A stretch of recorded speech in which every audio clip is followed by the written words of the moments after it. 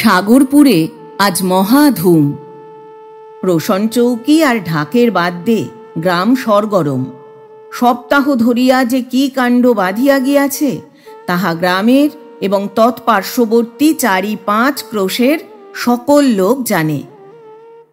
এই রাজসূয় যজ্ঞে ঢাকঢোলের এমন মহান একত্র সমাবেশ, সানাই দলের এমন আদর্শ ঐক্যভাব, কাংস নির্মিত বাদ্যযন্ত্রের এমন প্রচণ্ড বিক্রম দেখা গিয়াছিল যে গ্রামের লোক ইতিপূর্বে এমন কাণ্ড আর কক্ষনো দেখে নাই। রং বেরং বাদ্যযন্ত্রের সাহায্যে মনুষ্য শ্রেণীর যে আনন্দ কোলাহল উত্থিত হইয়াছে তাহাতে গ্রামের পশুগুলা অত্যন্ত বিরক্ত হইয়া উঠিয়াছে। বিশেষ গরু বাছুরের দল ঢাক ঢোলের আত্মদ্রোহিতায় তাহাদের মর্মপীড়ার আর সীমা নাই। এত সমারোহের কারণ একটা নাবালক 14 বর্ষীয় বালকের বিবাহ। সাগরপুরের জমিদার শ্রীযুক্ত হরদেব মিত্রের একমাত্র পুত্রের বিবাহ উপলক্ষ করিয়াই এমন কাণ্ড বাঁধিয়া গিয়াছে। হরদেব মিত্র বেশ বড় লোক, প্রায় 25-26 হাজার টাকা তাহার বাৎসরিক আয়। পাত্রের নাম শ্রীযুক্ত সত্যেন্দ্র কুমার মিত্র। হেয়ার সাহেবের স্কুলে এন্ট্রান্স ক্লাসে সে পড়ে। এত অল্প বয়সে বিবাহের কারণ একমাত্র সত্যেন্দ্রর মাতার বধূমুখ দেখিবার একান্ত স্বাদ।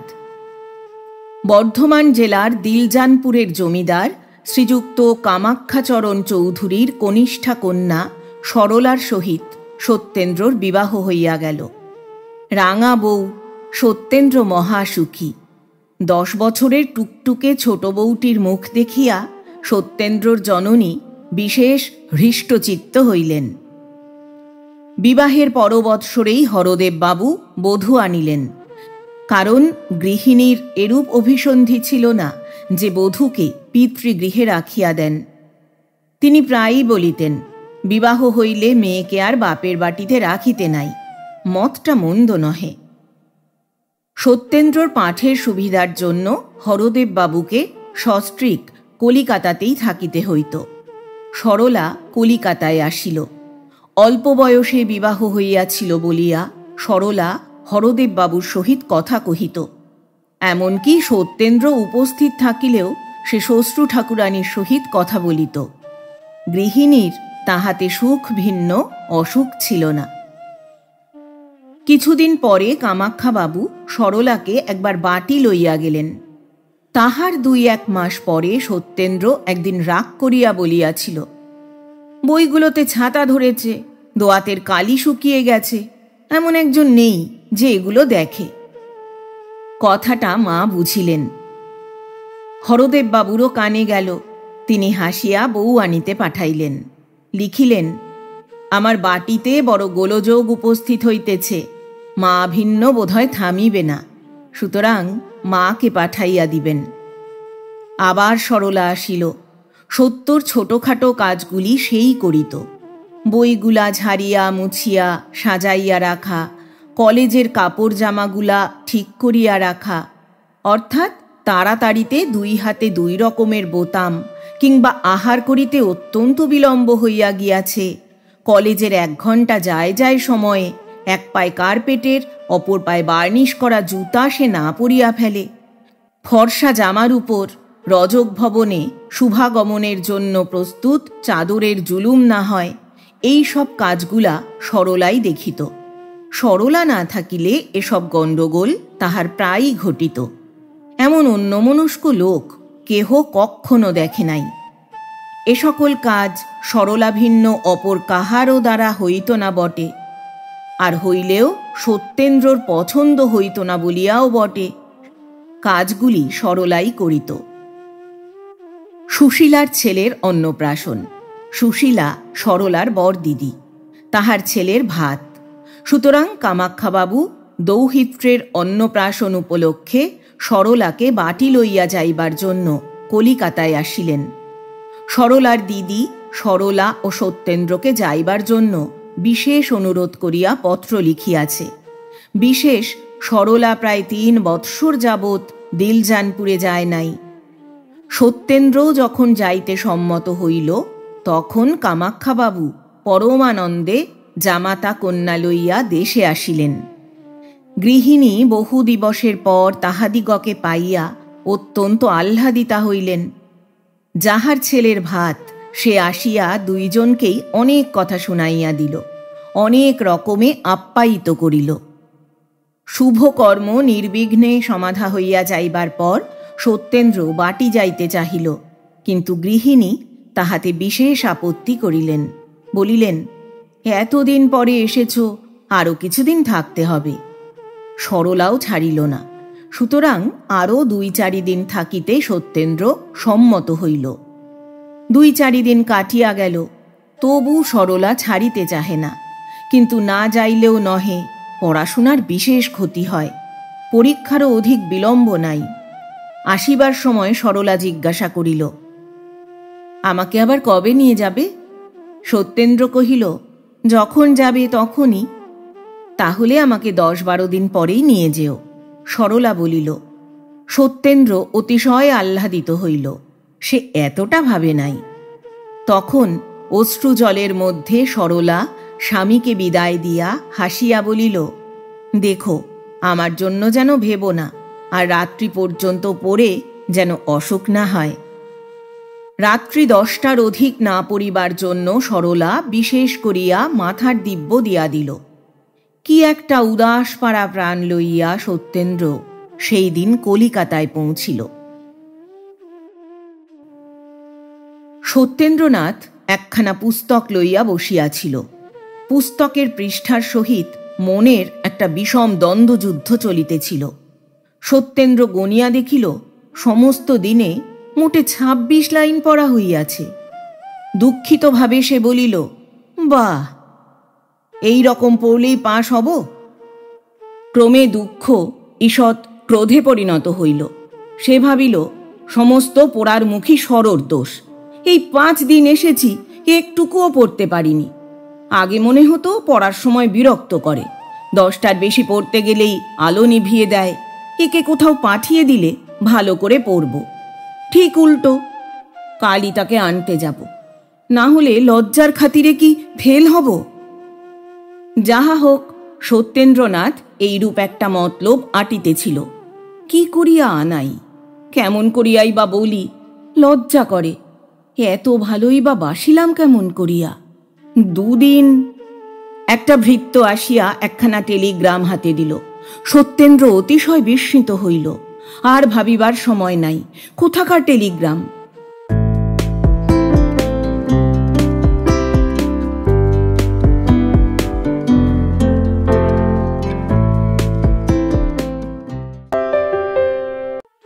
শুভেচ্ছা বন্ধুরা, একরাশ শুভেচ্ছা আর ভালোবাসা। আমি অর্পিতা, আর আপনারা শুনছেন এক ব্যাগ গপ্প ইউটিউব চ্যানেল। বন্ধুরা, একটা ছোট্ট অনুরোধ, এখনও যারা এক ব্যাগ গপ্প চ্যানেলটি সাবস্ক্রাইব করেননি তাদের উদ্দেশ্যে বলি, আজই চ্যানেলটি সাবস্ক্রাইব করে সঙ্গে থাকুন, উৎসাহ পাব এগিয়ে চলার। শুনছেন অমর কথা সাহিত্যিক শরৎচন্দ্র চট্টোপাধ্যায় রচিত বোঝা। গল্প পাঠ করছি আমি অর্পিতা। চলুন আবার গল্পে ফিরে যাই। একটা ভৃত্য আসিয়া একখানা টেলিগ্রাম হাতে দিল। সত্যেন্দ্র অতিশয় বিস্মিত হইল। আর ভাবিবার সময় নাই, কোথাকার টেলিগ্রাম? কভার খুলিতেই সত্যের হৃৎকম্প হইল। ভিতরে যাহা লেখা ছিল তাহাতে মাথা একেবারে ঘুরিয়া গেল। সরলা পীড়িতা। সেই দিনই হরদেব বাবু সত্যেন্দ্রকে লইয়া দিলজানপুর যাত্রা করিলেন। বাটির সম্মুখে কামাক্ষাবাবুর সহিত সাক্ষাৎ হইল।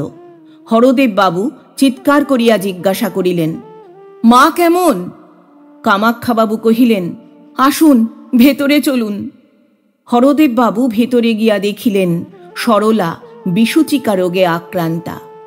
একদিনে সরলাকে যেন আর চেনা যায় না, মুখখানিতে কালিমা পড়িয়াছে। বিজ্ঞ হরদেববাবু বুঝিলেন অবস্থা ভালো নহে। চক্ষু মুছিয়া ডাকিলেন, মা সরলা, মা সরলা। সরলা চাহিয়া দেখিল, তখনও সরলার বেশ চৈতন্য আছে। হরদেববাবু বলিলেন, কেমন আছো মা? সরলা হাসিয়া বলিল, ভালো আছি তো। দুইজনেই বুঝিল এটা আপোষে মিটমাট হইয়া গেল। সকলে চলিয়া গেলে সত্যেন্দ্র আসিয়া কাছে বসিল। দারুণ আতঙ্কে কথা বাহির হইল না। তখন জোর করিয়া নীরস ভাঙা ভাঙা গলায় সত্যেন্দ্র ডাকিল, সর। শুষ্ক ভাঙা গলা, ক্ষতি কি? সেই চিরপরিচিত স্বর, সেই আদরের ডাক, সর। এ কি ভুল হয়? সরলা চাহিল। সে হরদেববাবুকে দেখিয়া পূর্বেই সত্যেন্দ্রর আগমন অনেকটা অনুমান করিয়াছিল। সরলা স্বামীকে তামাশা করিতে বড় ভালোবাসিত। হাসিয়া বলিল, কি নিতে এসেছ? কথা বসিয়া গিয়াছে। এতক্ষণে কোনো মতে সত্যেন্দ্র চক্ষুর জল চাপা দিয়া রাখিয়াছিল। অবস্থা দেখিয়া সেই বালির বাঁধ ভাঙিয়া গেল। সত্যেন্দ্র জানিত এই সময় কাঁদিতে নাই, কিন্তু পোড়া চোখের জলের কি সেই বিবেচনা আছে? বেশ ধীরে ধীরে স্বচ্ছন্দে তাহারা একটির পর একটি ফোঁটায় নামিতে আরম্ভ করিল। তাহারা যে সরলার অঙ্গে মিশিতেছে, এই অবকাশ তাহাদের কখনো হইয়াছে কি? কখনো হয় নাই। তোমার কিংবা সরলার খাতিরে তাহারা কি এই সুযোগ ছাড়িয়া দিবে? সরলা স্বামীকে কখনো কাঁদিতে দেখে নাই। সেও কাঁদিল। অনেকক্ষণ পর চক্ষু মুছিয়া সে বলিল, ছি, কাঁদো কেন? পুরুষ মানুষের কি কাঁদতে আছে? এ কি বটে সরলা, বেশ বুঝিয়াছ। অন্তর্দাহে তাহারা শুকাইয়া কাঠ হইয়া যাউক, এক ফোঁটা জল যেন না পড়ে। অশ্রু স্ত্রীলোকের জন্য, পুরুষের তাহাতে হাত দিবার অধিকার নাই। যন্ত্রণায় পুড়িয়া যাও, কাঁদিতে পাইবে না। কাঁদিলে স্ত্রীলোক হইয়া যাইবে। সরলা, এই ব্যবস্থা কি তোমরাই করিয়াছ? সরলা স্বামীর হাত আপনার হাতে টিপিয়া ধরিয়া কাঁদিয়া বলিল, পরজন্মে বিশ্বাস করো কি? সত্যেন্দ্র কাঁদিতে কাঁদিতে বলিল, করতাম কিনা জানি না, কিন্তু আজ হতে সম্পূর্ণ বিশ্বাস করব। সরলার মুখে ঈষৎ হাসির চিহ্ন প্রকাশ পাইল। ঔষধ খাওয়াইবার সময় হইয়াছে দেখিয়া কামাক্ষাবাবু, হরদেববাবু এবং ডাক্তারবাবু কক্ষে প্রবেশ করিলেন। ডাক্তার নাড়ি টিপিয়া বলিলেন, আশা বড় কম, তবে ঈশ্বরের ইচ্ছা। ঈশ্বরের ইচ্ছায় পরদিন বেলা 7টার সময় সরলার মৃত্যু হইল। সন্ধ্যার সময় হরদেববাবু সত্যেন্দ্রকে লইয়া কলিকাতায় ফিরিলেন। কি যেন কি একটা হইয়া গিয়াছে। রাতশয্যায় শয়ন করিয়া ইন্দ্রত্বের সুখ কথঞ্চিত উপলব্ধি করিতেছিলাম, টানিয়া কে যেন সুখের স্বপ্নটুকু ভাঙিয়া দিয়াছে। অর্ধরাত্রে উঠিয়া বসিয়াছি, ঘুম ভাঙিয়া গিয়াছে। আমার আজীবন সহচর সেই অর্ধচ্ছিন্ন খট্টায় শুইয়া আছি। আমি কাঁদিব না হাসিব? সুখের স্রোতে অনন্তে ভাসিয়া যাইতেছিলাম। হঠাৎ যেন একটা অজানা দলের পাশে আবদ্ধ হইয়া গিয়াছি। আর বুঝি কখনো ভাসিয়া যাইতে পারিব না। সব যেন উল্টাইয়া গিয়াছে। জীবনের কেন্দ্র পর্যন্ত কে টানিয়া পরিধির বাহিরে লইয়া গিয়াছে। কিছুই যেন আর ঠাহর হয় না। এ কি হইল? নিশীথে সত্যেন্দ্রনাথ জানালায় বসিয়া সাগরপুরের অন্ধকার দেখিতেছিল।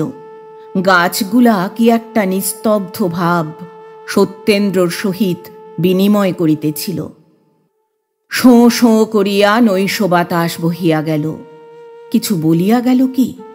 বলিল বই কি, সেই এক কথা। সব জিনিসেই সেই এক কথা বলিয়া বেড়ায়। হইয়াছে কি? পাপিয়া আর চোখ গেল বলে না, ঠিক যেন বলে মরে গেল। বউ কথা কও পাখিও আর নিজের বোল বলে না, সেও বলে বউ মরে গেছে। সব জিনিস ওই একই কথা বার বার কহিয়া বেড়ায় কেন? শোঁ শোঁ করিয়া নৈশ বাতাস যেন ওই কথাই কহে। নেই নেই, সে নেই। কেমন আছো সত্য? মাথাটা কি বড় ধরিয়াছে বলিয়া বোধ হয়? সে তো আজ অনেক দিন হইল। একটু শোও না ভাই, চিরকাল কি একইভাবে ওই জানালায় বসিয়া থাকিবে? সত্যেন্দ্র অন্ধকারে নক্ষত্র দেখিতেছিল। যেটি সর্বাপেক্ষা ক্ষীণ সেটিকে বিশেষ পর্যবেক্ষণ করিয়া দেখিতেছিল। চক্ষু মুদিতে সাহস হয় না, পাছে সেটি হারাইয়া যায়। দেখিতে দেখিতে ক্লান্ত হইলে সেইখানেই সে ঘুমাইয়া পড়ে। প্রভাতে নিদ্রাভঙ্গ হইলে আবার সেটিকে দেখিবার চেষ্টা করে। আলো ভালো লাগে না, জ্যোৎস্নায় আর আমোদ হয় না। অত ক্ষীণালোক বিশিষ্ট নক্ষত্র কি আলোকে দেখা যায়? সত্যেন্দ্র এমএ পরীক্ষায় ফেল হইয়া গিয়াছে, পাশ হইবার ইচ্ছাও আর নাই। উৎসাহ নিবিয়া গিয়াছে। পাশ করিলে কি নক্ষত্র কাছে আসে? হরদেব বাবু সপরিবারে দেশে চলিয়া আসিয়াছেন। সত্যেন্দ্র বলে সে বাটি হইতেই ভালো পরীক্ষা দিতে পারিবে। শহরের অত গণ্ডগোলে ভালো পড়াশোনা হয় না। সত্যেন্দ্র এখন একরকমের লোক হইয়া গিয়াছে। মুখখানা দেখিলে বোধ হয় যেন বহুদিন কিছু খাইতে পায় নাই, যেন মস্ত পীড়া হইতে সম্প্রতি আরোগ্য লাভ করিয়াছে। দুপুরবেলা সত্য ঘরে দরজা বন্ধ করিয়া ফটোগ্রাফ ঝাড়িয়া ধুলা পরিষ্কার করে। নিজের পুরাতন পুস্তকগুলি সাজাইতে বসে। হারমোনিয়ামের ঝাঁপ খুলিয়া মিছামিছি পরিষ্কার করে। সরলার পরিষ্কৃত পুস্তকগুলি আরও পরিষ্কার করে। ভালো ভালো কাগজ খাম লইয়া সরলাকে পত্র লিখিয়া কি একটা শিরোনাম দিয়া নিজের বাক্সে বন্ধ করিয়া রাখে। সত্যেন্দ্রনাথ, তুমি একা নও, অনেকের কপাল তোমারই মতো অল্প বয়সে পুড়িয়া যায়। সকলেই কি তোমার মতো পাগল হয়? সাবধান সত্য, সকলেরই একটা সীমা আছে। স্বর্গীয় ভালোবাসারও একটা সীমা নির্দিষ্ট আছে। যদি সীমা ছাড়াইয়া যাও কষ্ট পাইবে, কেহ রাখিতে পারিবে না। সত্যেন্দ্রর জননী বড় বুদ্ধিমতী। তিনি একদিন স্বামীকে ডাকিয়া বলিলেন, সত্য আমার কি হয়ে গেছে দেখেছ? কর্তা বলিলেন, দেখছি তো, কিন্তু কি করি? আবার বিবাহ দাও, ভালো বউ হলে সত্য আবার হাসবে, আবার কথা কবে। সত্যেন্দ্রর জননী বলিলেন। সেদিন সত্য আহার করিতে বসিলে জননী বলিলেন, আমার একটা কথা শুনবে? সত্য বলিল, কি? জননী বলিলেন, তোমাকে আবার বিবাহ করতে হবে। সত্য হাসিয়া কহিল, এই কথা? তা বুড়ো বয়সে আবার ওসব কেন? মা পূর্ব হইতেই অশ্রু সঞ্চিত করিয়াছিলেন। সেগুলি এখন বিনা বাক্য ব্যয়ে নামিতে আরম্ভ করিল। মা চক্ষু মুছিয়া বলিলেন, বাবা, এই 21 বছরে কেউ বুড়ো হয় না। কিন্তু সরলার কথা মনে হলে এসব আর মুখে আনতে ইচ্ছা হয় না। কিন্তু আমি আর একা থাকতে পারি নে। পরদিন প্রাতে হরদেব বাবু সত্যেন্দ্রকে ডাকিয়া ওই কথাই বলিলেন। সত্যেন্দ্র কোনো উত্তর দিল না।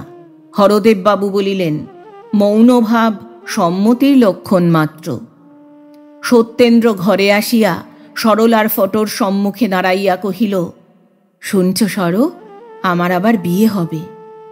ফটোগ্রাফ কথা কহিতে পারে না। পারিলে কি বলিত? বেশ তো, বলিত কি? সত্যেন্দ্রর এবার কলিকাতায় বিবাহ হইল। শুভদৃষ্টির সময় সত্যেন্দ্র দেখিল মুখখানি বড় সুন্দর। হোক সুন্দর, সে তথাপি ভাবিল তাহার মাথায় একটা বোঝা চাপিল। বিবাহের পর 2 বৎসর নলিনী পিতৃগৃহে রহিল। 3য় বৎসরে সে শ্বশুর ভবনে আসিয়াছে। গৃহিণী নূতন বধূর চাঁদপানা মুখ দেখিয়া আবার সরলাকে ভুলিবার চেষ্টা করিলেন, আবার সংসার পাতিবার চেষ্টা করিলেন। রাত্রে যখন 2 জনে তারা পাশাপাশি শুইয়া থাকে, তখন কেহই কাহারও সহিত কথা কহে না। নলিনী ভাবে, কেন এত অযত্ন? সত্য ভাবে, এ কোথাকার কে যে আমার সরর জায়গায় শুইয়া থাকে? নূতন বধূ লজ্জায় স্বামীর সহিত কথা কহিতে পারে না। সত্যেন্দ্র ভাবে কথা কহে না ভালোই। একদিন রাত্রে সত্যেন্দ্রর ঘুম ভাঙিয়া যাইলে সে দেখিল শয্যায় কেহ নাই।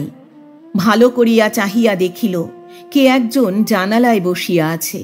জানালা খোলা, খোলা পথে জ্যোৎস্নালোক প্রবেশ করিয়াছে। সেই আলোকে সত্যেন্দ্র নলিনীর মুখের কিয়দংশ দেখিতে পাইল। ঘুমের ঘোরে জ্যোৎস্নার আলোকে মুখখানি বড় সুন্দর দেখাইল। কান পাতিয়া সে শুনিল নলিনী কাঁদিতেছে। সত্য ডাকিল, নলিনী। নলিনী চমকিয়া উঠিল। স্বামী আহ্বান করিয়াছেন। অন্য মেয়ে কি করিত জানি না, কিন্তু নলিনী ধীরে ধীরে আসিয়া নিকটে বসিল। সত্যেন্দ্র বলিল, কাঁদছ কেন, কাঁদছ কেন? অশ্রুবেগ দ্বিগুণ মাত্রায় বহিতে লাগিল। তাহার 16 বৎসর বয়সে স্বামীর এই আদরের কথা। অনেকক্ষণ চাপিয়া চাপিয়া কাঁদিয়া চোখ মুছিয়া ধীরে ধীরে সে বলিল, তুমি আমাকে দেখতে পারো না কেন? কি জানি কেন সত্যরও বড় কান্না আসিতেছিল। তাহার ওত করিয়া সে বলিল, দেখতে পারি না তোমাকে কে বললে? তবে যত্ন করতে পারি না। নলিনী নিরুত্তরে সকল কথা শুনিতে লাগিল। সত্যেন্দ্র কিছুক্ষণ নীরব থাকিয়া বলিল, ভেবেছিলাম এ কথা কাউকে বলবো না, কিন্তু না বলেও কোনো লাভ নাই। তোমাকে কিছু গোপন করব না। সকল কথা খুলে বললে বুঝতে আমি এমন কেন। আমি এখনো সরলাকে, আমার পূর্ব স্ত্রীকে ভুলতে পারিনি। ভুলবো এমন ভরসাও করি না, ইচ্ছাও করি না। তুমি হতভাগ্যের হাতে পড়েছ। তোমাকে কখনো সুখী করতে পারবো এই আশা মনে হয় না। নিজের ইচ্ছায় তোমাকে বিবাহ করিনি, নিজের ইচ্ছায় তোমাকে ভালোবাসতে পারবো না। গভীর নিশীথে দুইজনে অনেকক্ষণ এইভাবে বসিয়া রহিল। সত্যেন্দ্র বুঝিতে পারিল নলিনী কাঁদিতেছে। সে কাঁদিয়াছিল কি? একে একে সরলার কথা মনে পড়িতে লাগিল। ধীরে ধীরে সেই মুখখানি হৃদয়ে জাগিয়া উঠিল। সেই নিতে এসেছ? মনে পড়িল। অনাহুত অশ্রু সত্যেন্দ্রর নয়ন রোধ করিল। তাহার পর গণ্ড বাহিয়া ধীরে ধীরে ঝরিয়া পড়িল। চক্ষু মুছিয়া সত্যেন্দ্র ধীরে ধীরে নলিনীর হাত দুটি আপনার হাতে লইয়া বলিল, কেঁদো না নলিনী। আমার হাত কি? নিশিদিন অন্তরে আমি কি যন্ত্রণাই যে ভোগ করি তা কেউ জানে না। মনে বড় কষ্ট। এই কষ্ট যদি কখনো যায় তাহলে হয়তো তোমাকে ভালোবাসতে পারবো, হয়তো তোমাকে আবার যত্ন করতে পারবো। এই বিষাদপূর্ণ স্নেহমাখা কথার মূল্য কয়জন বোঝে? নলিনী বড় বুদ্ধিমতী। সে স্বামীর কষ্ট বুঝিল। স্বামী তাহাকে ভালোবাসে না এই কথা সে তাহার মুখে শুনিল, তথাপি তাহার অভিমান হইল না। বোকা মেয়ে, 16 বৎসরে যদি অভিমান করিবে না তবে করিবে কবে? কিন্তু নলিনী ভাবিল, অভিমান আগে না স্বামী আগে? সেই দিন হইতে কি করিলে স্বামীর কষ্ট যায় ইহাই তাহার একমাত্র চিন্তার বিষয় হইল। কি করিলে স্বামী সতীনকে ভুলিতে পারেন এই কথা সে একবারও ভাবিল না। ব্যথার যদি কেহ ব্যথী হয়, কষ্টতে যদি কেহ সহানুভূতি প্রকাশ করে, দুঃখের কথা যদি কেহ আগ্রহ করিয়া শ্রবণ করে, তাহা হইলে বোধহয় তাহার ন্যায় বন্ধু এই জগতে আর নাই। ইহার পর সত্যেন্দ্র নলিনীকে প্রায়ই পূর্বের কথা জানাইত। কত নিশা দুইজনের সেই একই কথায় অবসান হইত। সত্যেন্দ্র কেবল বলিত তাহা নহে, নলিনী আগ্রহের সহিত স্বামীর পূর্ব ভালোবাসার কথা শুনিতে ভালোবাসিত। 2 বৎসর গত হইয়াছে। নলিনীর বয়স এখন 18 বৎসর। তাহার আর পূর্বের মতো কষ্ট নাই। স্বামী এখন আর তাহাকে অযত্ন করেন না। স্বামীর ভালোবাসা জোর করিয়া সে লইয়াছে। যে জোর করিয়া কিছু লইতে জানে সে তাহা রাখিতেও জানে। তাহার এখন আর কোনো কষ্টই নাই। সত্যেন্দ্রনাথ এখন পাবনার ডেপুটি ম্যাজিস্ট্রেট। স্ত্রীর যত্নে, স্ত্রীর ঐকান্তিক ভালোবাসায় তাহার অনেক পরিবর্তন হইয়াছে। কাছারির কর্মের অবকাশে সে এখন নলিনীর সহিত গল্প করে, উপহাস করে, গান বাজনা করিয়া আমোদ পায়। এক কথায় সত্যেন্দ্র অনেকটা মানুষ হইয়াছে। মানুষ যেটা পায় না সেইটাই তাহার অত্যন্ত প্রিয় সামগ্রী হইয়া দাঁড়ায়। মনুষ্য চরিত্রই এমনি। তুমি অশান্তিতে আছো, শান্তি খুঁজিয়া বেড়াও। আমি শান্তি ভোগ করিতেছি, তবুও কোথা হইতে যেন অশান্তিকে টানিয়া বাহির করি। ছল ধরা যেন মানুষের স্বভাবসিদ্ধ ভাব। যে মাছটা পলাইয়া যায় সেইটাই কি ছাই বড় হয়? সত্যেন্দ্রনাথ মানুষ, মানুষের স্বভাব কোথায় যাইবে? এত ভালোবাসা, যত্ন ও শান্তির মধ্যে তাহার হৃদয়ে মাঝে মাঝে বিদ্যুতের মতো অশান্তি জাগিয়া ওঠে। নিমেষের মধ্যে মনের মাঝে বৈদ্যুতিক ক্রিয়ার মতো যে বিপ্লব বাঁধিয়া যায়, তাহা সামলাইয়া লইতে নলিনীর অনেক পরিশ্রমের প্রয়োজন হয়। মাঝে মাঝে তাহার মনে হয় বুঝি আর সে সামলাইতে পারিবে না। এত দিনের চেষ্টা, যত্ন, অধ্যবসায় সমস্তই বুঝি বিফল হইয়া যাইবে। নলিনীর এতটুকু ত্রুটি দেখিলে সত্যেন্দ্র ভাবে, সরলা থাকিলে বোধহয় এমনটি হইত না। হইত কি না ভগবান জানেন, হয়তো হইত না, হয়তো ইহা অপেক্ষা চতুর্গুণ হইত। কিন্তু তাহাতে কি? সে মৎস্য যে পলাইয়া গিয়াছে, সত্যেন্দ্র এখনো সরলাকে ভুলিতে পারে নাই। কাছারি হইতে আসিয়া যদি নলিনীকে সে না দেখিতে পায়, অমনি মনে করে কিসে আর কিসে। নলিনী বড় বুদ্ধিমতী। সে সর্বদা স্বামীর নিকটে থাকে, কারণ সে জানিত এখনও তিনি সরলাকে ভুলেন নাই। একেবারে ভুলিয়া যান এই ইচ্ছা নলিনীর মনে হয় না। তবে অনর্থক মনে করিয়া কষ্ট না পান এই জন্যই সে সর্বদা কাছে থাকিত, যত্ন করিত। নাই ভুলুন, কিন্তু তাহাকে তো আর অযত্ন করেন না। ইহাই নলিনীর ঢের। গোপীকান্ত রায় পাবনার একজন সম্ভ্রান্ত উকিল। কলকাতায় তাহার বাটি নলিনীদের বাটির কাছে। কি একটা সম্বন্ধ থাকায় নলিনী তাহাকে কাকা বলিয়া ডাকে। রায় খুড়িমা প্রায় প্রত্যহই সত্যেন্দ্রর বাটি বেড়াইতে আসেন। গোপীবাবুও আসেন। গ্রাম সম্পর্কে খুড়শ্বশুরকে সত্যেন্দ্রনাথ অতিশয় মান্য করে। সত্যেন্দ্রর বাসা তাহার বাটি হইতে দূরে হইলেও উভয় পরিবারে বেশ মেলামিশি হইয়া গিয়াছে। নলিনী মধ্যে মধ্যে কাকার বাড়ি বেড়াইতে যায়, কারণ একে কাকার বাড়ি, তাহাতে গোপীবাবুর কন্যা হেমার সহিত তাহার বড় ভাব। বাল্যকালের সখী, কেহ কাহাকে ছাড়িতে চাহে না। সেদিন তখন 12টা বাজিয়া গিয়াছে। সত্যেন্দ্র কাছারি চলিয়া গিয়াছে। কোনো কর্ম নাই দেখিয়া নলিনী ছবি আঁকিতে বসিল।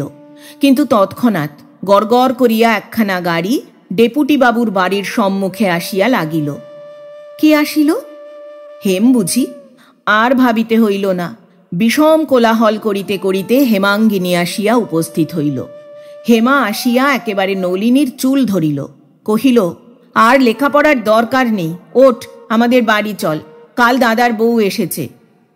নলিনী কহিল, বউ এসেছে, সঙ্গে আনলে না কেন? হেম কহিল, তা কি হয়, নতুন এসেছে, হঠাৎ তোর এখানে আসবে কেন? নলিনী কহিল, আমি তবে যাব কেন?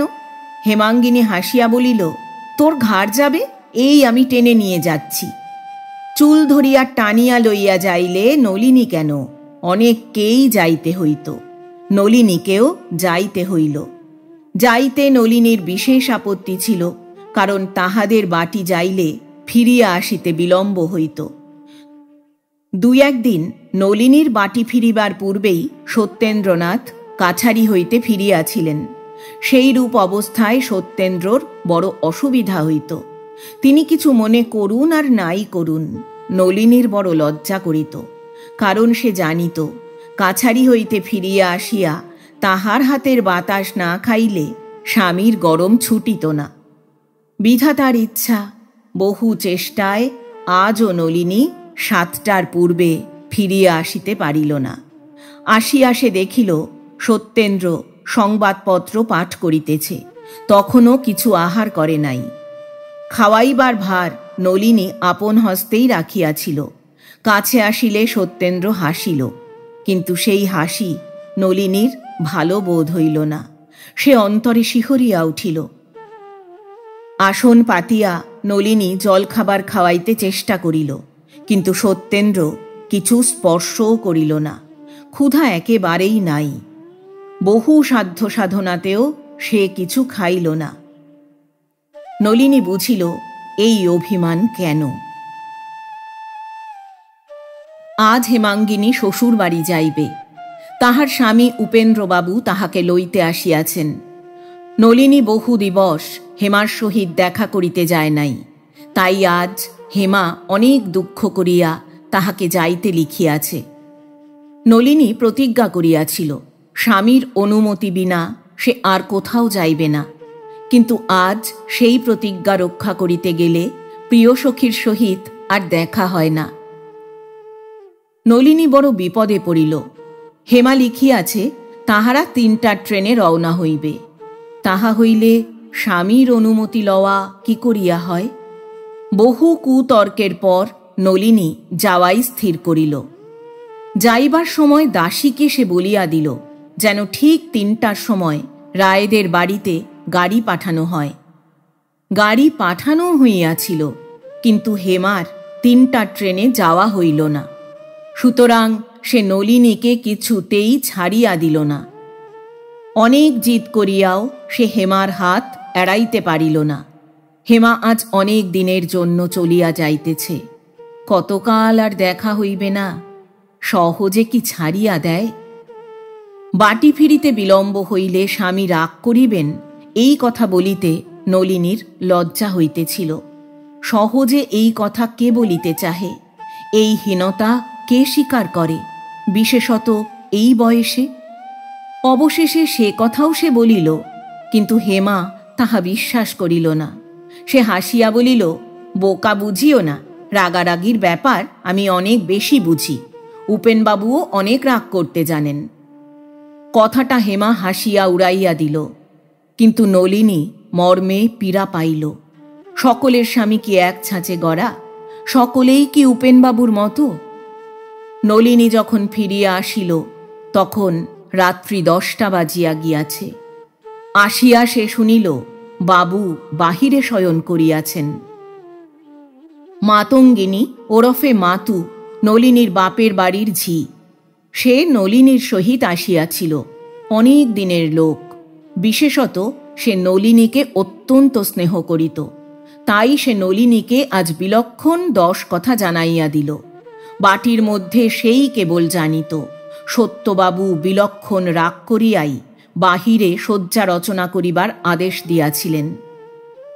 গভীর রাত্রে যখন শয্যায় শয়ন করিয়া চক্ষু মুদ্রিত করিয়া সত্যেন্দ্রনাথ পূর্ব স্মৃতি জাগাইয়া তুলিবার চেষ্টা করিতেছিল, যখন সেই বহুদিন গত প্রফুল্ল কমল সদৃশ সরলার মুখের সহিত নলিনীর মুখের ঈষৎ সাদৃশ্য আছে কিনা বিবেচনা করিতেছিল, যখন সরলার ভালোবাসার নিকট নলিনীর ভালোবাসা, সাগরের নিকট গোষ্পদের জল ধারণা করিবার জন্য মনের মধ্যে বিষম ঝটিকার উৎপত্তি করিতেছিল, তখন ধীরে ধীরে দ্বার খুলিয়া নলিনী সেই গৃহে প্রবেশ করিল।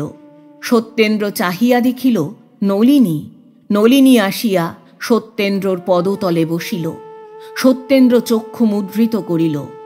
বহুক্ষণ এইভাবেই কাটিয়া গেল দেখিয়া সত্যেন্দ্রনাথ বিরক্ত হইল। পার্শ্ব পরিবর্তন করিয়া পরুষভাবে স্পষ্ট স্বরে কহিল, তুমি এখানে কেন? নলিনী কাঁদিতেছিল, কথা কহিতে পারিল না। কান্না দেখিয়া ডেপুটিবাবু আরেকটু ক্রুদ্ধভাবে বলিল, রাত হয়েছে, যাও ভিতরে গিয়ে শোওগে। নলিনী কাঁদিতেছিল। এবার চক্ষের জল মুছিয়া সে বলিল, তুমি শোবে চলো। সত্য ঘাড় নাড়িল, বলিল, আমার বড় ঘুম পেয়েছে, আর উঠতে পারব না। কাঁদিলে সত্যেন্দ্র বিরক্ত হয়। নলিনী চক্ষের জল মুছিয়াছে, স্বামীর কাছে আর সে কাঁদিবে না। ধীরে ধীরে পায়ের উপর হাত রাখিয়া নলিনী বলিল, আমাকে ক্ষমা করো, এখানে তোমার বড় কষ্ট হবে, ভিতরে চলো। সত্যেন্দ্র আর ভিতরে যাইবে না প্রতিজ্ঞা করিয়াছে। সে বলিল, কষ্টের কথা এত রাত্রে আর ভেবে কাজ নেই, তুমি শোওগে, আমিও ঘুমোই। নলিনী সত্যেন্দ্রকে চিনিত। সমস্ত রাত্রি সে আপনার ঘরে বসিয়া কাঁদিয়া কাটাইল। বলি, ও হেমাঙ্গিনী, একবার দেখিয়া গেলে না? রাগারাগির ব্যাপার তুমি বোঝো ভালো, একবার মিটাইয়া দিবে নাকি? পরদিনও সত্যেন্দ্র বাটির ভিতর আসিল না, বা নলিনীর সহিত সাক্ষাৎ করিল না। নলিনীর একখানা পত্র মাতু সত্যেন্দ্রর হাতে দিয়াছিল। সে সেখানা না পড়িয়াই মাতঙ্গিনীর সম্মুখে ছিঁড়িয়া ফেলিয়া দিয়া বলিল, এসব আর এনো না। 4-5 দিন পরে একদিন নলিনীর বড় দাদা শ্রীযুক্ত নরেন্দ্রনাথ পাবনায় আসিয়া পৌঁছিলেন। হঠাৎ দাদাকে দেখিয়া নলিনী অতিশয় সন্তুষ্ট হইল, কিন্তু ততোধিক বিস্মিত হইল। দাদা যে? নরেন্দ্রবাবু নলিনীর সহিত সাক্ষাৎ করিয়া হাসিয়া বলিলেন, বাড়ি যাবার জন্য এত ব্যস্ত হয়েছিস কেন বোন? ব্যস্ত? কথাটার অর্থ নলিনী তখনই বুঝিয়া ফেলিল। হাসিয়া সে বলিল, তোমাদের যে অনেক দিন দেখিনি দাদা। যেদিন স্বামীর চরণে প্রণিপাত করিয়া নলিনী দাদার সহিত গাড়িতে উঠিল, সেই রাত্রে সত্যেন্দ্রনাথ একটুকুও ঘুমাইতে পারিল না। সমস্ত রাত্রি ধরিয়া সত্যেন্দ্র ভাবিতেছিল, এতটা না করিলেও চলিতে পারিত। অনেকবার সত্যর মনে হইয়াছিল, এখনো সময় আছে, এই সময়েও গাড়ি ফিরাইয়া আনি। কিন্তু হায় রে অভিমান, তাহারই জন্য নলিনীকে ফিরাইয়া আনা হইল না। যাইবার সময় মাতুও সঙ্গে গিয়াছিল, সেই কেবল যথার্থ কারণ জানিত। নলিনী মাতুকে বিশেষ করিয়া বলিয়া দিয়াছিল যেন সে বাটিতে কোনো কথা না বলে। নলিনী মনে করিল, এই কথা প্রকাশ করিলে স্বামীর অপযশ করা হইবে। ভালো হউক আর মন্দ হউক, তাহার স্বামীকে লোকে মন্দ বলিবার কে? পিতৃগৃহে যাইয়া নলিনী পিতামাতার চরণে প্রণাম করিল, ছোট ভাইটিকে কোলে লইল। শুধু সে হাসিতে পারিল না। মা বলিলেন, নলিনী আমার একদিনের গাড়ির পরিশ্রমে একেবারে শুকিয়ে গেছে। কিন্তু সেই শুষ্ক মুখ আর প্রফুল্ল হইল না।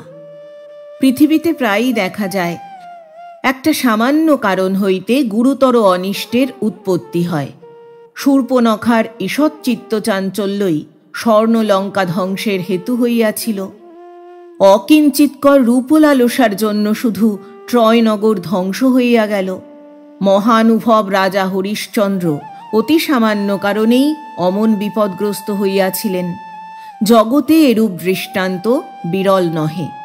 এখানেও একটা সামান্য অভিমানে বিষম বিপত্তি ঘটিয়া গেল। সত্যেন্দ্রনাথের দোষ দিব কি? নলিনী কখনো অভিমান করে নাই। স্বামীর কষ্টের কথা মনে করিয়া সে নীরবে সমস্ত সহ্য করিত, আর পারিল না। সে ভাবিল, এই ক্ষুদ্র কারণে সে যদি স্বামী কর্তৃক পরিত্যক্ত হয়, সে মরে না কেন? দারুণ অভিমানে নলিনী শুকাইতে লাগিল।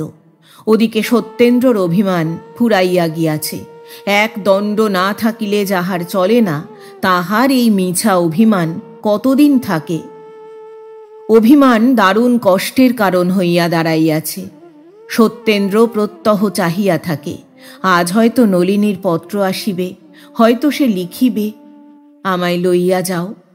সত্যেন্দ্র ভাবে, তাহা হইলে মাথায় করিয়া লইয়া আসিব, আর কখনো এরূপ অন্যায় ব্যবহার করিব না। কিন্তু ভবিতব্য কে অতিক্রম করিবে? যাহা হইবার তাহা হইবেই। তুমি আমি ক্ষুদ্র প্রাণী মাত্র। আজকাল করিয়া 6 মাস কাটিয়া গেল, হতভাগিনী কোনো কথা লিখিল না। পাপিষ্ঠ সত্যেন্দ্রনাথ ভাঙিল, কিন্তু মচকাইল না। 6 মাস কাটিয়া গেল। ক্রমশ সত্যেন্দ্রনাথের অসহ্য হইল। লুপ্ত অভিমান আবার দৃপ্ত হইয়া উঠিল। ক্রোধ আসিয়া তাহাতে যোগ দিল। হিতাহিত জ্ঞান রহিত সত্যেন্দ্রনাথ নিজের দোষ দেখিল না। ভাবিল, যাহার অহংকার এত, তাহার প্রতিশোধও তদ্রূপ প্রয়োজন। কেহই নিজের দোষ দেখিল না।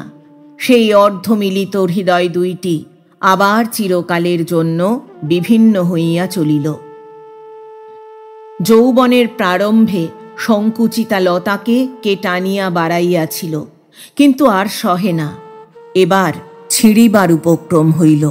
সত্যেন্দ্রনাথ, তোমার দোষ দিই না, তাহারও দিই না। দুইজনেই ভুল করিয়াছ, দোষ নাই। ভুল দেখাইতে পারিলে আত্মগ্লানি কাহার যে অধিক হইত, তাহা ভগবানই জানেন। আমরাও বুঝিতে পারিতাম না, তোমরাও পারিতে না। বুঝিতে পারি না কি আকাঙ্ক্ষায়, কি সাধ পূর্ণ করিতে তোমরা এতটা করিলে। সাধ মিটে না, মিটাইবার ইচ্ছাও নাই। কি সাধ হয়তো ভালো বুঝিতে পারি না। তথাপি কাতর হৃদয় কি একটা অতৃপ্ত আকাঙ্ক্ষায় সকল সময়ই হা হা করিয়া ওঠে। কি যে হয়, কেন যে অদৃশ্য গতি ওই লক্ষ্যহীন প্রান্তে পরিচালিত হয়, কিছুতেই তাহা নির্ণয় করা যায় না। যাহা ঘটিবার তাহা ঘটিবে। ইচ্ছা হইলেও মনের সহিত দ্বন্দ্বযুদ্ধ করিয়াও তোমাকে অপরাধ হইতে অব্যাহতি দিব কি? অমন রূপে গুণে বউ পুত্রের পছন্দ হয় না, গৃহিণীর বড় দুঃখ। অমন চাঁদপানা বউ লইয়া ঘর করিতে পারিলেন না ভাবিয়া গৃহিণী অত্যন্ত বিমর্ষ হইয়া আছেন। জননীর শত চেষ্টাতেও পুত্রের মত ফিরিল না। এখন আর উপায় কি? ছেলেরই যদি পছন্দ হইল না, তখন কিসের বউ? ছেলের আদরেই তো বউয়ের আদর, আর আমারই বা হাত কি? নিজে দেখিয়া শুনিয়া বিবাহ করিলে আমি কি আটকাইতে পারি? ইত্যাদি মৃদু বচন আওড়াইতে আওড়াইতে অভ্যাস অনুসারে গৃহিণী বরণডালা সাজাইতে বসিলেন। 2 বৎসর পূর্বে হরদেব বাবুর মৃত্যু হইয়াছিল। সেই কথা স্মরণ হইল, চক্ষে জল আসিল। আবার নলিনীর কথা মনে পড়িল। জলবেগ আরও বর্ধিত হইল। কি জানি কেমন বউ আসিবে। কর্তা বাঁচিয়া থাকিলে বোধহয় পোড়া কপালির এই দুরবস্থা দেখিতে হইত না। সত্যেন্দ্র বিবাহ করিয়া আসিল। মা বউ বরণ করিয়া ঘরে তুলিলেন। আবার পোড়া চোখে জল আসিল। জল মুছিতে মুছিতে তিনি বলিলেন, চোখে কি পড়েছে? কেবল জল আসছে। গিরিবালা বড় মুখ ফোঁড় মেয়ে, বিশেষত নলিনীর সহিত তাহার বেহান পাতানো ছিল। সে বলিয়া ফেলিল, এই বয়সে 3 বার, আরও কতবার চোখে কি পড়বে কে জানে। কথাটা গৃহিণী শুনিলেন, সত্যরও কানে গেল। কাল সাধের ফুলশয্যা। কোথা হইতে একটা ভারী জমকালো রকম তত্ত্ব আসিয়াছে। বরকনের ঢাকাই শাড়ি, ধুতি, চাদর ইত্যাদি বড় সুন্দর রকমের। কোণের বারাণসী চেলিখানির মতো সুন্দর চেলি এই গ্রামে ইতিপূর্বে কেহ দেখে নাই। সকলেই জিজ্ঞাসা করিতেছে, কোথাকার তত্ত্ব? গৃহিণী একবার ঢোক গিলিয়া বলিতেছেন, সত্তর কি একজন বন্ধু পাঠিয়েছে। গৃহিণী চক্ষের জল চাপিয়া, যথার্থ সংবাদ চাপিয়া, হাসি কান্না মিশ্রিত মুখে তত্ত্বের মিষ্টান্নাদি বন্টন করিলেন। সকলে যে যাহার ভাগ লইয়া চলিয়া গেল। যাইবার সময় রাজবালা বলিল, বেশ তত্ত্ব করেছে। নৃত্যকালী বলিল, তা আর হবে না, বড়লোক তত্ত্ব পাঠালে এমনই পাঠায়। ক্রমশ এই কথা চাপা পড়িল। তখন যোগমায়া বলিল, আচ্ছা, আবার বিয়ে করলে কেন? জ্ঞানদা কহিল, কি জানি বোন, অমন রূপে গুণে বউ, কে জানে, ওসব বোঝা যায় না। রামমণি জাতিতে নাপিতের কন্যা, তবে অবস্থা ভালো, দেখিতেও মন্দ নহে। এই নাকটি সামান্য চাপা মাত্র। কোনো কোনো পরশ্রীকাতর লোক তাহার চক্ষেরও দোষ দিত, বলিত হাতির চোখের চেয়েও ছোট। যাক, এই নিন্দাবাদে আমাদের প্রয়োজন নাই। রামমণি একটু হাসিয়া বলিল, তোমাদের ঘটে যদি বুদ্ধি থাকত তাহলে কি আরও কথা বলো? ছুরি সদা সব্যদা যে ফিক ফিক করে হেসে কথা বলতো, তাতেই আমার সন্দেহ হয়েছিল। স্বভাব চরিত্র মন্দ লোক, স্বভাব চরিত্র মন্দ, না হলে চাকরি স্থান থেকে তাড়িয়ে দেয়, আবার বিয়ে করে। মুখে কিছু না বলিলেও কথাটা অনেকের মতের সহিত মিলিল। ইহার 2-1 দিন পরে গ্রামের প্রায় সকলেই জানিল রামমণি জমিদারের বাটির গূঢ় রহস্য ভেদ করিয়াছে। নাপিতের মেয়ে না হইলে এত বুদ্ধি বামুন কায়েতের মেয়ের হয়? কথাটা অনেকেই স্বীকার করিল। এবার গৃহিণীর পালা।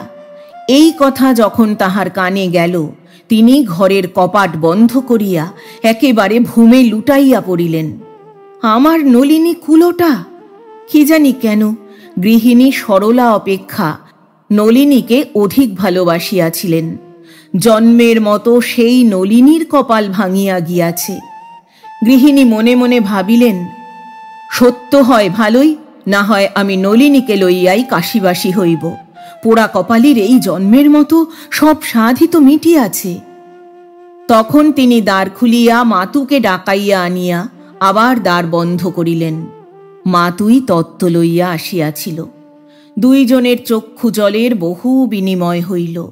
কেমন করিয়া নলিনীর সোনার বর্ণ কালি হইয়াছে, কি অপরাধে সত্যেন্দ্র তাহাকে পায়ে ঠেলিয়াছে, কত কাতর বচনে সে ঠাকুরানীকে প্রণাম জানাইয়াছে ইত্যাদি বিবরণ মাতঙ্গিনী বেশ করিয়া বিনাইয়া বিনাইয়া চক্ষু মুছিতে মুছিতে গৃহিণীকে শুনাইল। শুনিতে শুনিতে গৃহিণীর পূর্ব স্নেহ শতগুণ বর্ধিত হইয়া উঠিল। পুত্রের উপর দারুণ অভিমান জন্মিল। মনে মনে তিনি ভাবিলেন, আমি কি সত্যর কেউ নহি? সকল কথাই কি আমার উপেক্ষার যোগ্য? আমার কি একটা কথাও থাকিবে না? আমি আবার নলিনীকে গৃহে আনিব। অমন লক্ষ্মীর কি এই দশা করিতে আছে? সেই দিন সন্ধ্যার সময় জননী পুত্রকে ডাকিয়া বলিলেন, নলিনীকে নিয়ে এসো। পুত্র ঘাড় নাড়িয়া বলিল, না।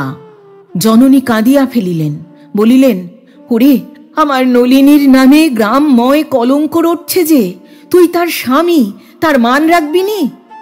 কিসের কলঙ্ক? সত্য বলিল। গৃহিণী বলিলেন, অমন করে তাড়িয়ে দিয়ে আর একটা বিয়ে করলে আমি কার মুখ বন্ধ করব? সত্য বলিল, মুখ বন্ধ করে কি হবে? গৃহিণী বলিলেন, তবু আনবি না? না। জননী অতিশয় ক্রুদ্ধা হইলেন। কিরূপ ক্রুদ্ধা হইতে হইবে এবং তখন কি কথা বলিতে হইবে তাহা তিনি পূর্ব হইতেই স্থির করিয়া আসিয়াছিলেন। সুতরাং কিছু ভাবিতে হইল না। বলিলেন, তবে কালই আমাকে কাশী পাঠিয়ে দাও, আমি এখানে এক দণ্ড আর থাকতে চাই নে। সত্য আর সেই সত্য নাই। সরলার আদরের ধন, ক্রীড়ার দ্রব্য, শখের জিনিস, অন্যমনস্ক উচ্চমনা সরল হৃদয় প্রফুল্ল বদন স্বামী, নলিনীর বহু যত্নের বহু ক্লেশের মনের মতো সত্যেন্দ্রনাথ আর নাই। সেও বুকে পাষাণ চাপিয়াছে। লজ্জা শরম হিতাহিত জ্ঞান সকলই হারাইয়াছে। সে অনায়াসে বলিল, তোমার যেখানে ইচ্ছা হয় যাও না, আমি আর কাকেও আনতে পারবো না। সত্যর মুখে এই কথা শুনিবেন মা তাহা স্বপ্নেও ভাবেন নাই। কাঁদিতে কাঁদিতে চলিয়া গেলেন। যাইবার সময় একবার বলিলেন, বউ আমার কুলোটা নয়, তা বেশ যেন। গ্রামের লোকে যা ইচ্ছা হয় বলে, কিন্তু আমি কখনো তা বিশ্বাস করি না। পরদিন পিসিমা সত্যেন্দ্রকে ডাকিয়া বলিলেন, তোমার এক বন্ধু তত্ত্ব করেছে, দেখেছ কি? সত্য ঘাড় নাড়িল, বলিল, না, কে বন্ধু?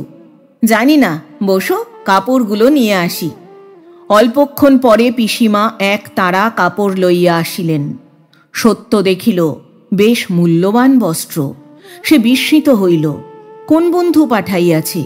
চেলিখানি বেশ করিয়া দেখিতে দেখিতে সে লক্ষ্য করিল এক কোণে কি একটা বাঁধা আছে। খুলিয়া দেখিল একখানা ক্ষুদ্র পত্র।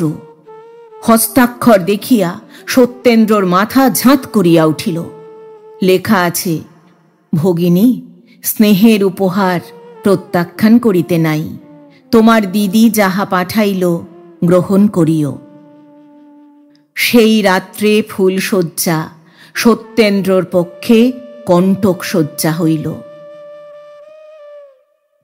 যুবার অভিমান কোনো বালকে দেখিয়াছ কি? সত্যেন্দ্রর ন্যায় অভিমান করিয়া এতটা অনর্থপাত করিতে কোনো বালককে দেখিয়াছ কি? ছেলেবেলায় পুস্তক লইয়া খেলা করিতাম বলিয়া পিতার নিকট শাস্তি ভোগ করিয়াছি। সত্যেন্দ্রনাথ, তুমি হৃদয় লইয়া খেলা করিয়াছ, শাস্তি পাইবে ভয় হয় কি? তোমরা যুবা, সমস্ত সংসারটাই তোমাদের সুখের নিকেতন। কিন্তু বলো দেখি, তোমাদের কাহারও কি এমন একটা সময় আসে নাই যখন প্রাণটা বাস্তবিকই ভারবোধ হইয়াছে? যখন জীবনের প্রত্যেক গ্রন্থিগুলি শ্লথ হইয়া ক্লান্তভাবে ঢলিয়া পড়িবার উপক্রম করিয়াছে? না হইয়া থাকে একবার সত্যেন্দ্রনাথকে দেখো। ঘৃণা করিতে ইচ্ছা হয়, স্বচ্ছন্দে ঘৃণা করো। সহানুভূতি প্রকাশ করিও না, ঘৃণা করো। ঘৃণা করো, কিছু বলিবে না, দয়া করিও না, মরিয়া যাইবে। পাপী যদি মরিয়া যায়, প্রায়শ্চিত্ত ভোগ করিবে কে? সত্যেন্দ্রর শ্রান্ত জীবনের প্রত্যেকটা দিন এক একটা দুঃসহ বোঝা লইয়া আসে। সমস্ত দিন ছটফট করিয়াও যেন সে বোঝা আর নামাইতে পারে না। সত্যেন্দ্রর মাঝে মাঝে বোধ হয় যেন তাহার অতীত জীবন সমস্ত বিস্মৃত হইয়া গিয়াছে। শুধু কিছুতেই ভুলিতে পারে না তাহার সাধের নলিনী পাবনায় চরিত্রহীনা হইয়াছিল, তাই সে তাহার স্বামী কর্তৃক পরিত্যক্ত হইয়াছে। প্রায় 2 মাস গত হইল, সত্যেন্দ্রনাথের বিবাহ হইয়াছে। আজ একখানা পত্র ও একটি ছোট্ট পার্সেল আসিয়া সত্যেন্দ্রর নিকট পৌঁছিল। পত্রটি নলিনীর দাদা নরেন্দ্রবাবুর। সেখানে এই, সত্যেন্দ্রবাবু, অতি অনিচ্ছা সত্ত্বেও যে আপনাকে পত্র লিখিতেছি, সে কেবল আমার প্রাণাধিকা ভগিনী নলিনীর জন্য। মৃত্যুর পূর্বে সে অনেক করিয়া বলিয়া গিয়াছে যেন এই অঙ্গুরীয়টি আপনার নিকট পুনঃপ্রেরিত হয়। আপনার নামাঙ্কিত অঙ্গুরীয়টি পাঠাইলাম। ভগিনীর ইচ্ছা ছিল এইটি আপনি আপনার নূতন স্ত্রীকে পরাইয়া দেন। ভরসা করি তাহার আশা পুরিবে। আর মৃত্যুর পূর্বে সে আপনাকে বিশেষ করিয়া অনুনয় করিয়া গিয়াছে যেন তাহার ছোট ভগিনীটি কোনো ক্লেশ না পায়। শ্রী নরেন্দ্রনাথ। নলিনীর যখন একটি ছোট পুত্র সন্তান হইয়া মরিয়া যায়, সত্যেন্দ্রনাথ এই অঙ্গুরীয়টি তাহার হস্তে পরাইয়া দিয়াছিল। সে কথা মনে পড়িয়াছিল কি? সত্যেন্দ্রনাথ আর পাবনায় যান নাই। যে কারণেই হোক মাতা ঠাকুরানী আর কাশীবাসী হইতে পারিলেন না। নূতন বধূর নাম ছিল বিধু। বিধু বোধহয় পূর্বজন্মে নলিনীর ভগিনী ছিল।